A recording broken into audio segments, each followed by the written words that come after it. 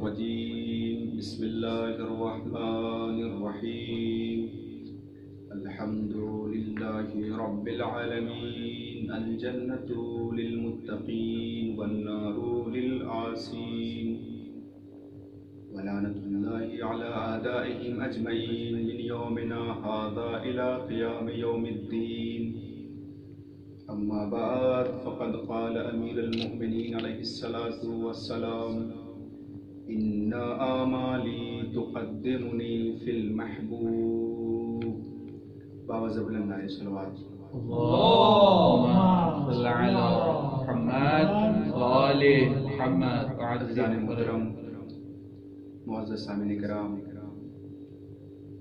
علماء ذوی الاحترام ناظرین کرام، یہ ایام حضرت امیر المومنین کی شہادت کے ایام ہیں، اور میں نے جس مولا کے نورانی کلام کو انتخاب کیا ہے بحر الانوار کی جلد نمبر 91 صفحہ نمبر 94 سے 96 تک یہ مولا کی پوری مفصل گفتگو نقل ہوئی ہے۔ مولا کے ایک غلام تھے، مولا کے ایک خادم تھے جو مولا کی اپنی ظاہری حکومت میں اور مولا کے اپنے صحابی بھی تھے۔ ان کا نام تھا نوف بن فضالہ بکالی۔ نوف بن فضالہ بکالی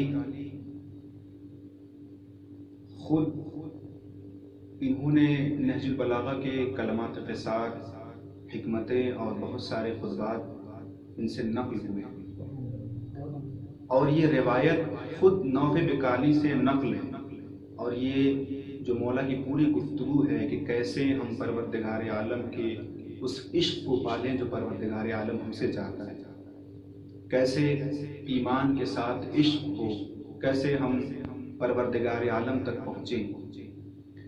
خود نوف بکالی کہتے ہیں کہ میں نے امیر المومنین کو دیکھا، رأیت امیر المومنین مولیاً مبادرہ، میں نے امیر المومنین کو دیکھا کہ مولا نصف شب ہے، تنہائی کی طرف جا رہے ہیں، خلوت کی طرف جا رہے ہیں۔ نوف بکالی آگے بڑھے اور مولا سے پوچھا این ترید یا مولا، اے مولا آپ کہاں جانا چاہ رہے ہیں، آپ کیوں سب سے جدا ہو رہے ہیں، کیوں سب سے الگ ہو رہے ہیں؟ تو مولا نے نوف بکالی کو دیکھا اور دیکھنے کے بعد سے کہا دعنی یا نوف، اے نوف مجھے تنہا چھوڑ دو، مجھے اکیلے چھوڑ دو۔ تو نوف بکالی نے مولا سے پوچھا مولا کیوں تنہائی چاہ رہے ہیں، کیوں سب سے جدا ہو رہے ہیں؟ تو مولا نے، میں نے جس مولا کے نورانی کلام کی تلاوت کی جو میرا موضوع ہے اس کو مولا نے کہا، مولا نے کیا کہا؟ ان اعمالی تقدمنی فی المحبوب۔ مولا نے کیا کہا؟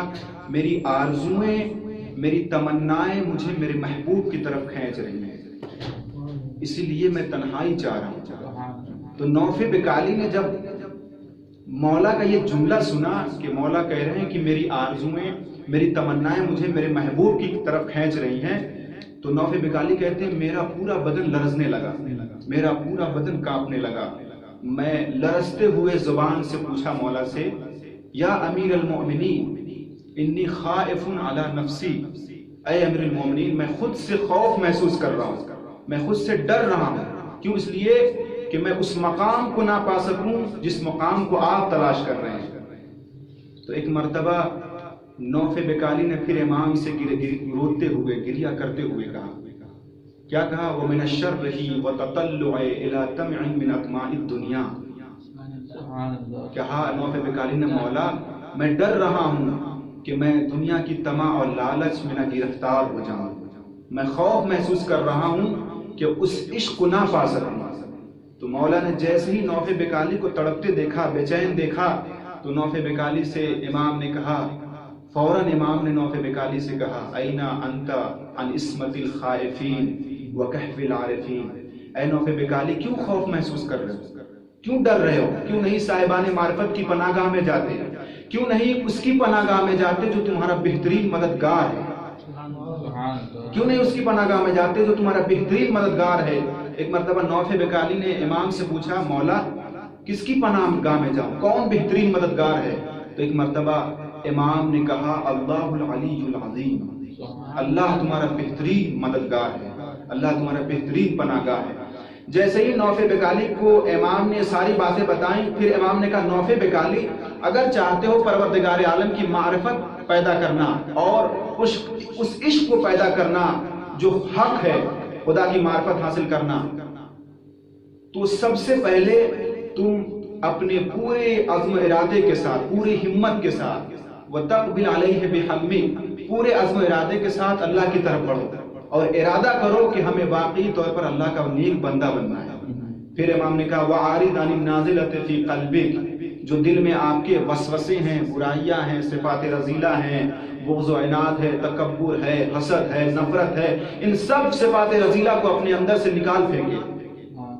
دوسری شرط پھر امام نے کہا وَتَصْلِ عَمَلَكَ بِحُسْنِ تَفَضُّلِهِ، اپنی نیک آرزوؤں کو پروردگار عالم کے ساتھ، اپنی خواہشوں کو پروردگار عالم کے نیک فضل و کرم کے ساتھ باندھا اور ارادہ کرو کہ ہمیں اللہ تک پہنچنا ہے۔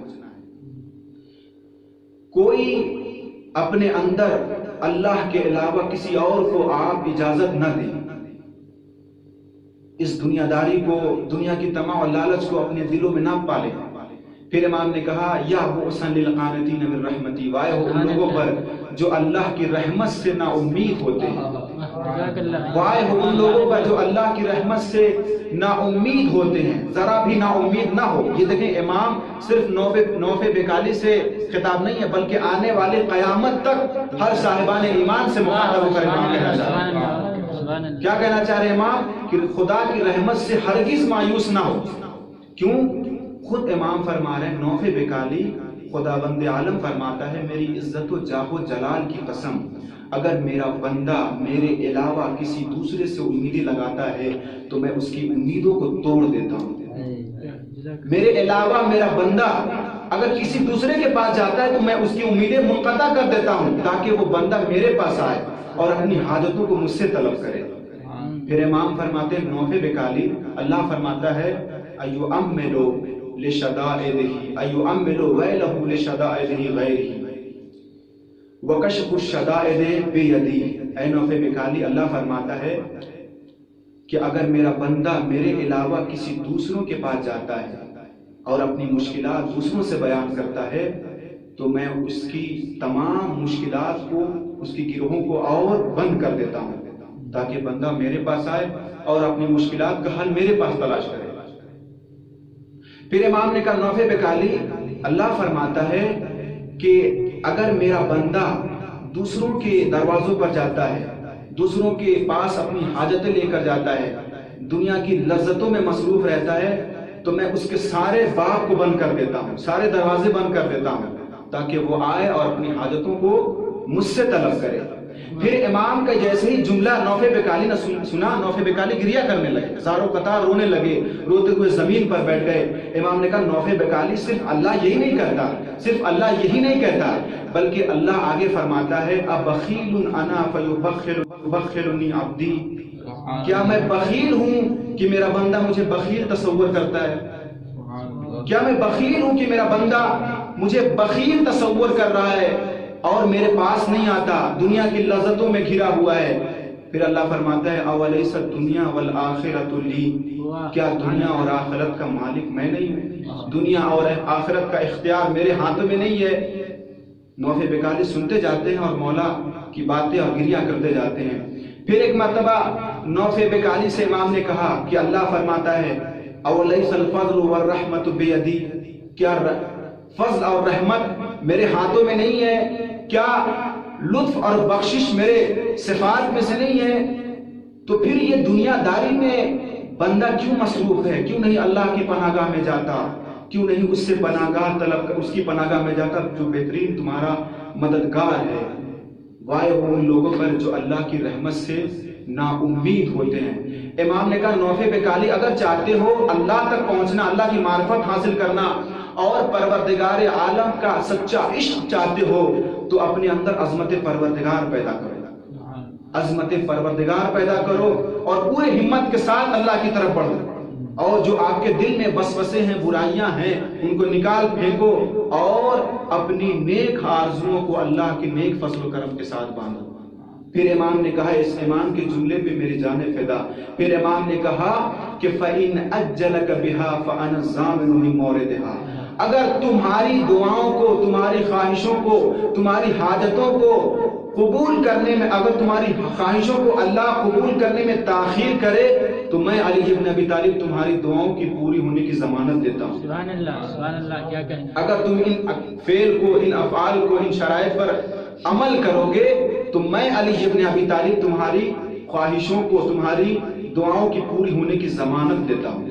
اللہ اکبر، اس امام کا یہ جملہ کہ میں تمہاری دعاؤں کی قبولیت کی ضمانت لیتا ہوں، لیکن شرط یہ ہے کہ تم میری سیرت پر، اہل بیت کی سیرت پر عمل کرتے چلے جاؤ، ہم تمہاری ہدایت کی ذمہ داری لیتے ہیں۔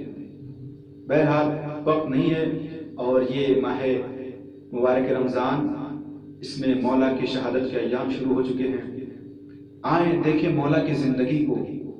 مولا کی جب شہادت واقع ہو گئی تو مولا کی ایک کنیز تھی، جب اس کنیز کو آزاد کرنے کا وقت قریب آیا تو امام حسن نے پوچھا اس سے کہ میں تمہیں آزاد کرنے لگا ہوں، لیکن ایک سوال کا جواب دیتی جا، پوری زندگی تو نے گزار دی میرے بابا کی خدمت میں، ہم اہل بیت کی خدمت میں، تو اتنا بتا دے کہ تو میرے بابا کو تو نے کیسا پایا؟ تو اس نے کہا، آنکھوں میں اس کے آنسو آ گئے، اس نے کہا خدا کی قسم میری پوری زندگی گزر گئی، میں نے علی کے رمضان اور شوال میں فرق محسوس نہیں کیا۔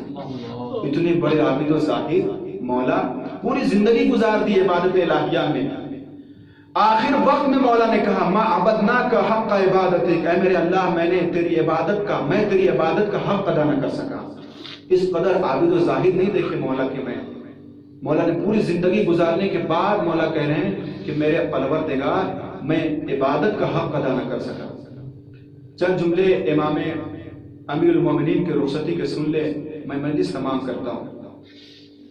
تاریخ نے لکھا ہے کہ مولا اکثر 4 اولاد کے ہاں، اپنے فرزندوں کے ہاں افطار کیا کرتے تھے۔ امام حسن کے یہاں، امام حسین کے یہاں، جناب عبداللہ ابن جعفر طیار، جناب زینب کے یہاں اور جناب ام کلثوم کے یہاں افطار کیا کرتے تھے۔ 19 رمضان المبارک کی شب مولا جناب ام کلثوم کے یہاں تشریف فرما تھے۔ جناب ام کلثوم اپنے بابا کا مزاج جانتی تھی کہ میرے بابا کیا افطار کرتے ہیں۔ ایک مرتبہ جب افطار کا وقت قریب آیا، چند جملے مصائب کے سنے امام مولا کائنات کے، جب حضرت امیر المومنین افطار پر بیٹھے افطار کرنے کے لیے تو جناب ام کلثوم نے نمک کا ٹکڑا رکھا، روٹی رکھی اور دودھ کا پیالہ رکھا۔ جناب ام کلثوم کا چہرہ دیکھا مولا کائنات نے اور کہا بیٹی تم تو جانتی ہو نا میں ایک وقت میں روٹی کے ساتھ 2 غذائیں استعمال نہیں کرتا، اے میری بیٹی ایک غذا اٹھا لے۔ تو ایک مرتبہ جناب ام کلثوم نے دودھ کا نمک کا ٹکڑا اٹھانا چاہا تو امام نے کہا نہیں بیٹی تیرے بابا کو نمک بڑا مرغوب ہے، تو دودھ کا پیالہ اٹھا لے، اس لیے کہ میں ایک وقت میں 2 غذا استعمال نہیں کرتا۔ کیوں؟ اس لیے ان فی حلالہا حساب وفی حرامہا عقاب۔ اے میرے بیٹی یاد رکھنا دنیا کے حلال میں حساب ہے اور دنیا کے حرام میں عذاب ہے۔ ایک مرتبہ مولا نے افطار کیا، افطار کرنے کے بعد عبادت الہیہ میں مصروف ہو گئے، پوری رات مولا نے عبادت میں گزار دی۔ خود جناب ام البنین، خود جناب ام کلثوم کہتی ہیں کہ میں نے اپنی آنکھوں سے دیکھا مولا 2 رکعت نماز پڑھتے ہیں اور صحن خانہ میں آ کر آسمان کی طرف دیکھ کر کہتے ہیں واللہ حاذہ ہی، واللہ حاذہ ہی، خدا کی قسم یہ وہی رات ہے، خدا کی قسم یہ وہی رات ہے۔ جناب ام کلثوم کہتی ہیں میں نے اپنے بابا سے پوچھا بابا میں آپ کی کیفیت میں عجب اضطراب دیکھ رہی ہوں، بابا کیا بات ہے؟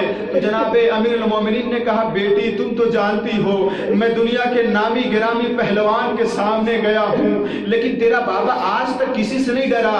اے بیٹی آج کسی پہلوان کے سامنے نہیں جانا بلکہ آج رب العالمین کے سامنے جانا ہے۔ مولا نے نافلہ صبح مکمل کی گھر سے، اب جو گھر سے نکلنا چاہا گھر کی پلی ہوئی مرغابیوں نے امام کا راستہ روکا۔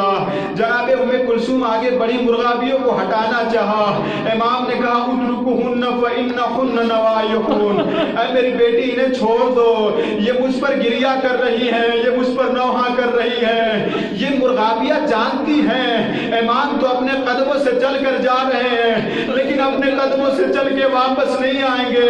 ایک مرتبہ جناب امیر المومنین نے کہا میری بیٹی ام کلثوم اگر ان جانوروں کے دانا پانی کا انتظام ہو سکے تو ان کی پرورش کرنا ورنہ انہیں آزاد کر دینا۔ کیوں؟ اس لیے کہ مجھ علی کی غیرت کو یہ گوارا نہیں کہ جانور کبھی دانا پانی کے بغیر رہ سکے، جانور کبھی دانا پانی کے بغیر رہ سکے، جانور کبھی دانا پانی کے بغیر رہ سکے، بھوکے رہ سکے۔ میں کہوں گا مولا یہ سن 40 ہجری کا دور ہے، مولا مرغابیوں کا بڑا خیال ہے، لیکن مولا آئے ذرا سن 61 ہجری میں مولا یہی کوفہ ہوگا اور یہی آپ کا شہر ہوگا، نامحرموں کا مجمع ہوگا، بالا خانوں پہ مستورات ہوں گی، کوئی گرم پتھر مارتا ہوگا، کوئی گرم پانی پھینک رہا ہوگا، مولا کوئی پانی پوچھنے والا نہیں ہوگا۔ بس میں نے مصائب تمام کیا، ایک جملہ سن لیں اور امام کے جب مولا کو سر پہ ضربت لگی، مولا کو گھر لے کر آیا گیا۔ ایک مرتبہ جب مولا کو پتہ چلا کہ اب ہماری زندگی نہیں رہی، چند روز بچے ہوئے انتقال کے لیے شہادت کے، تو ایک مرتبہ حضرت عباس کو اپنے قریب بلایا امام نے، اور بلانے کے بعد بہت پیار کیا حضرت عباس کو۔ پیار کرنے کے بعد کہا یا ولدی اذا کان یوم عاشورا ودخلت المشروعۃ ایاک ان تشرب الماء، اے میرے بیٹا عباس جب روز عاشور آئے اور لڑتے لڑتے آپ گھاٹ پہ پہنچیے گا تو خبردار پانی نہ پیجیے گا، کیوں؟ اس لیے کہ آپ کا بھائی حسین بڑا پیاسا ہوگا۔ علامہ حسین واعظ سبزواری اپنی کتاب روضۃ الشہداء میں لکھتے ہیں کہ ایک مرتبہ جب سب سے وداع ہو چکی حضرت امیر المومنین تو ایک مرتبہ اپنے بیٹا حسین کو اپنے قریب بلایا، کہا حسین ذرا میرے قریب آئیے۔ حضرت امام حسین قریب آئے، آنے کے بعد سے حضرت امام حسین کو اپنے باہوں میں لے لیا، پیشانی کا بوسہ دیا، پیشانی کا بوسہ دینے کے بعد سے ایک مرتبہ آنکھوں میں آنسو آ گئے حضرت امیر المومنین کے، اور کہا یا ابا عبداللہ انت شہید هذه الامت فعلیک بتقوی اللہ والصبر علی بلائہ۔ اے میرے بیٹا حسین، اے میرے لال حسین، آپ اس امت کے شہید ہیں، آپ مصیبت پہ صبر کیجئے گا۔ ایک چاند کو زمین میں رو کر چھپا رہے ہیں، اصغر کے ننھے تربت مولا بنا رہے ہیں۔ ایک چاند کو زمین میں رو کر چھپا رہے ہیں، اصغر کے ننھے تربت مولا بنا رہے ہیں۔ لائے تھے رن سے مولا پیرو جوان کی میت، اصغر کے قتل پر ہے لیکن یہ کیسی حالت، لیکن یہ کیسی حالت، چھوٹا سا لاش لے کر وہ ڈگمگا رہے ہیں، اصغر کے ننھے تربت مولا بنا رہے ہیں۔ ایک چاند کو زمین میں رو کر چھپا رہے ہیں، اصغر کے ننھے تربت مولا بنا رہے ہیں۔ امداد کے لیے اب سرور کسے بلائیں، سوکھی ہے قبر اصغر، پانی کہاں سے لائیں، پانی کہاں سے لائیں۔ بے شیر کی لحد پر آنسو بہا رہے ہیں، اصغر کے ننھے تربت مولا بنا رہے ہیں۔ ایک چاند کو زمین میں رو کر چھپا رہے ہیں، اصغر کے ننھے تربت مولا بنا رہے ہیں۔ مرجائی جو کلی ہے کھل جائے گی لہد میں، پیاسے کو کچھ تو راحت مل جائے گی لہد میں، مل جائے گی لحد میں